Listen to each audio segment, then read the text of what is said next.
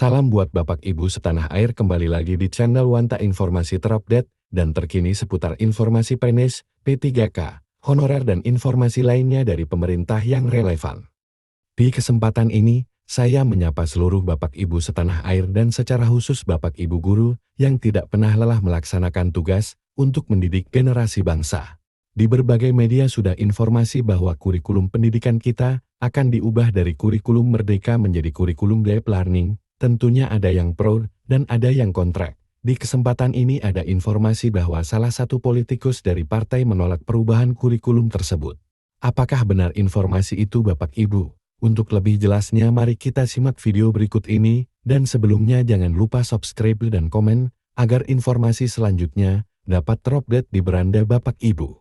Politikus PDIP tolak wacana perubahan kurikulum merdeka. Anggota Komisi 10 DPR dari fraksi PDIP, Sofyan Tan mengkritik wacana mengubah kurikulum merdeka yang berlaku saat ini. Sofyan mengingatkan pergantian kurikulum akan berdampak pada berbagai infrastruktur layanan pendidikan, terutama dari sisi infrastruktur sumber daya manusia (SDM). Termasuk di dalamnya berdampak pada 3.328.000 guru. Pergantian kurikulum akan mempengaruhi lebih dari 3 juta guru. Kasihan, mereka harus kembali belajar dan adaptasi terhadap kurikulum baru. Padahal yang kemarin aja mereka juga sudah kesulitan, kata Sofyan dalam keterangannya, Jumat 8 November.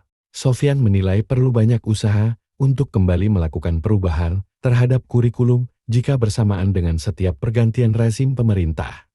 Dalam rapat kerja Komisi 10 DPR dengan Menteri Pendidikan Dasar dan Menengah Mendikbudrismen Abdul Muti, Sofyan meminta pemerintah mempertimbangkan lagi jika ingin mengubah kurikulum pendidikan di sekolah. Menurut Sofyan, pemerintah semestinya tinggal melakukan penyesuaian terhadap kebijakan kurikulum yang sudah berlaku. Upaya itu dilakukan agar kurikulum tidak diubah secara keseluruhan.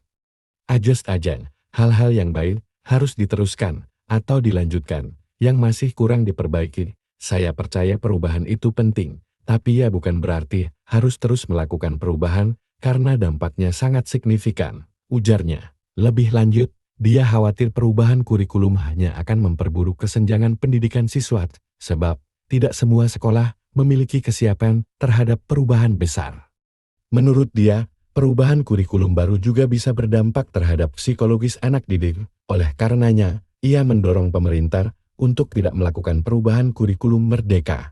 Daripada untuk pergantian kurikulum, lebih baik anggarannya untuk peningkatan kualitas layanan pendidikan, seperti peningkatan sarana prasarana pendidikan di daerah-daerah yang masih jauh dari kata layak. Masih banyak kita temukan sekolah yang kursi untuk murid aja kurang, atapnya sering bocor, dan lain sebagainya, katanya. Mendikbudrismen Abdul Muti sebelumnya menyatakan bakal mengkaji kembali penerapan kurikulum merdeka saat ini. Hal itu ia sampaikan usai menggelar serah terima jabatan dengan Mendikbud tahun 2019 sampai tahun 2024 Nadiem Makarim di kantor Kemendikbud, Jakarta, Senin 21 Oktober. Muti mengatakan kurikulum merdeka tergolong masih baru, meski sudah dinyatakan harus diterapkan secara nasional. Ia mengatakan dalam praktiknya belum semua sekolah menetapkan.